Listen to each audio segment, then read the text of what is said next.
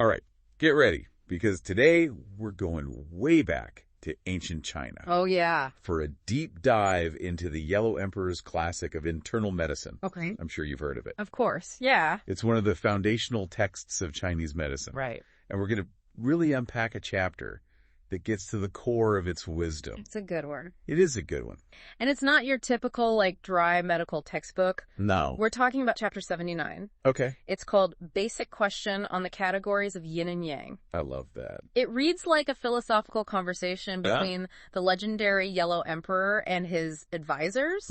We're essentially eavesdropping on them. I love that. Discussing these principles of health and disease. Exactly. It's so cool. I love that it's set up as this dialogue. Yeah. Because it feels way more accessible. For sure. Speaking of dialogue, okay, the chapter kicks off with the Yellow Emperor and his advisor, Lei Gong, enjoying a lovely spring day. Nice. Contemplating the forces of nature. And like anyone just hanging out in spring, yeah, their conversation drifts towards deeper questions. Natural. Like, which organ is the most exalted in the body? That's a good question. It is a good question. But what's interesting is the Yellow Emperor doesn't give a straight answer. Instead of focusing on one supreme organ, he uses this question as like a springboard to talk about the interconnectedness of yin and yang. Oh, I see. Those fundamental forces that are always interacting within us. So he's not playing favorites with the organs. Right. It's more about how they work together as a whole. Exactly. I like that. It's all about balance. Balance, yeah. A concept you'll see come up time and time again as we explore this text. For sure. Now, to really grasp how yin and yang function in the body, the Yellow Emperor introduces this system of 6 meridians, channels of energy, that flow throughout us. 3 yang meridians and 3 yin meridians. He then breaks each of these groups down further. 3 yang, 2 yang, 1 yang. And on the yin side, 3 yin, 2 yin, 1 yin. I have to admit, all these categories make my head spin a little. I can see that. Is there a way to make sense of them without getting lost in the jargon? Absolutely. Okay, good. Think of it this way. Right. Each category represents a distinct quality of energy. Almost like different roles in a family. Like, for instance, the 3 yang is described as the father, the protector, the one setting boundaries. I like that. Then you have the 2 yang acting like guardians.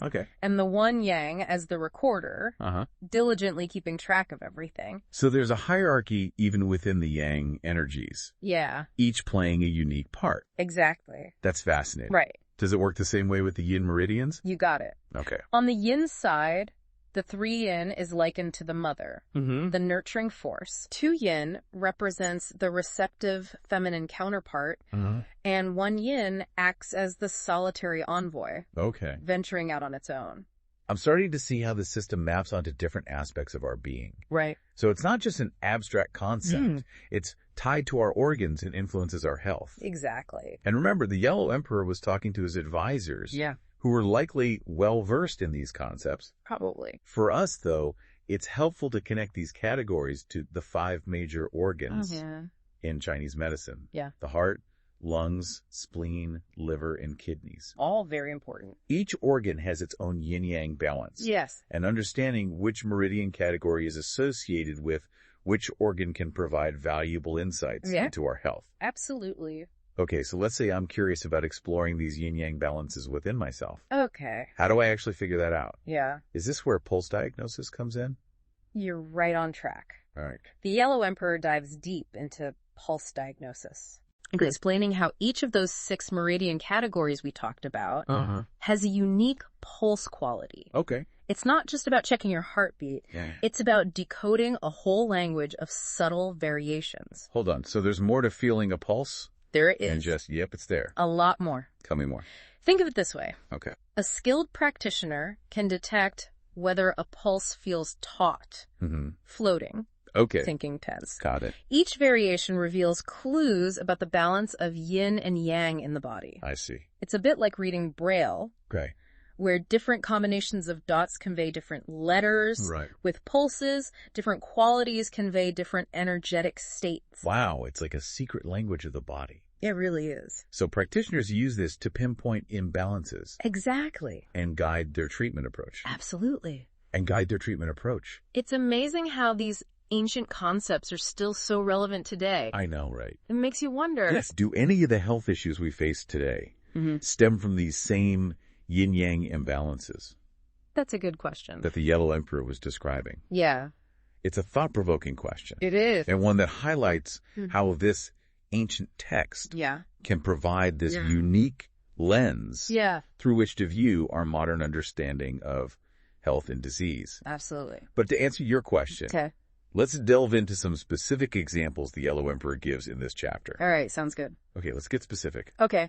I'm all ears. So he describes how an excess of yang, that expansive, outward-moving energy, can lead to feelings of fright and fear. Really? Almost like your energy is scattered. Wow. And your internal alarm system is on overdrive. I can totally see that. Yeah. It's like you're constantly on edge, unable to relax. Exactly. And on the flip side, when yin, that inward contracting energy, dominates, it can cause blockages and stagnation. Right. The Yellow Emperor even mentions separation of limbs. Oh, wow. Which might sound a bit out there. Yeah.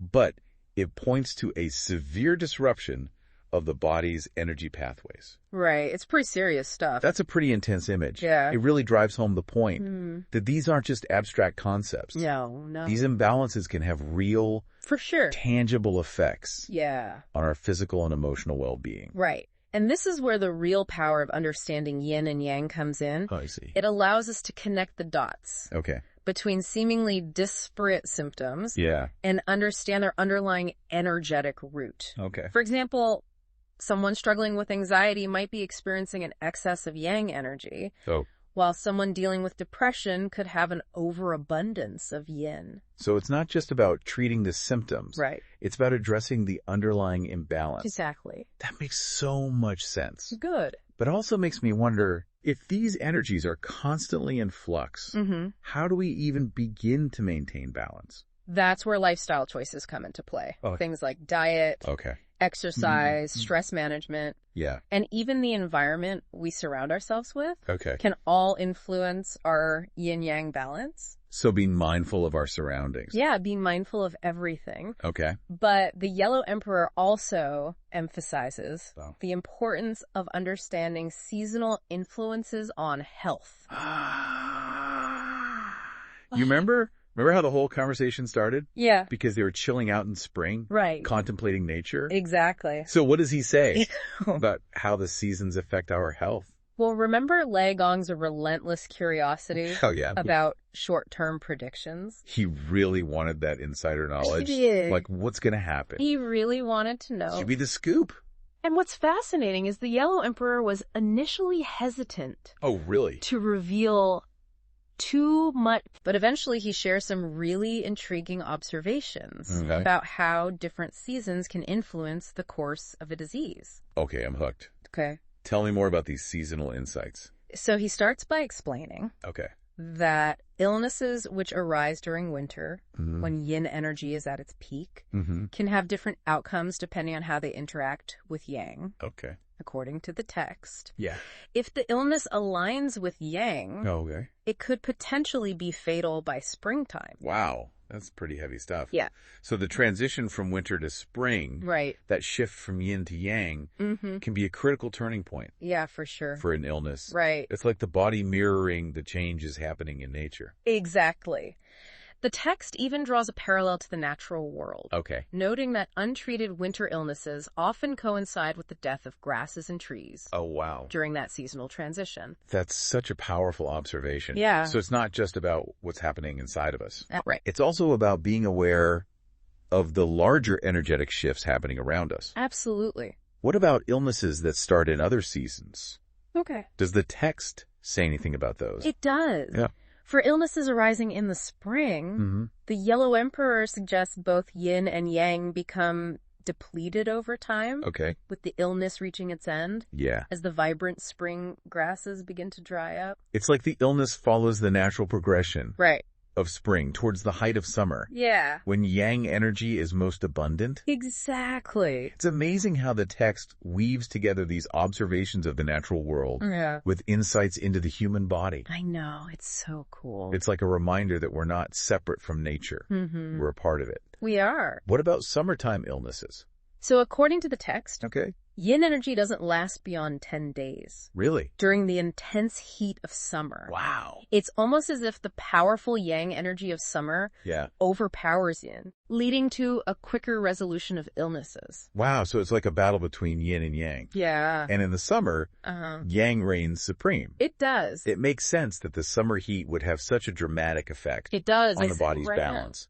For sure. And for illnesses that start in the autumn. Yes. The text actually offers a bit of hope. Okay. It suggests that if all 3 yang meridians are active, the illness might actually resolve on its own. Wow. Without any intervention. Interesting. That's encouraging. Yeah. It's like our bodies have an innate ability to heal. Right. Especially when yang energy is strong. Yes. But I'm guessing there's a caveat.